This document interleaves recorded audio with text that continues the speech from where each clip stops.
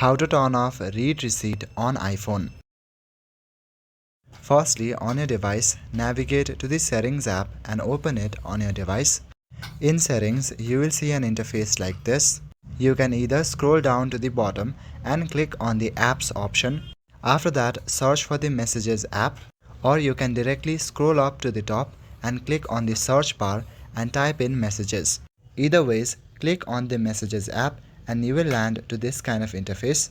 Now here, if you scroll down to the bottom, you should see an option called Read Receipt, or it might be labeled as Send Read Receipts. If you click on it and it glows green, that means it's turned on. To turn it off, simply click on the switch icon and it will go back to the grey color. When it goes back to the grey color, that means that it has been turned off. You can see a little description below the option. When this is on, people are notified when you have read their messages. This enables read receipts for all conversations.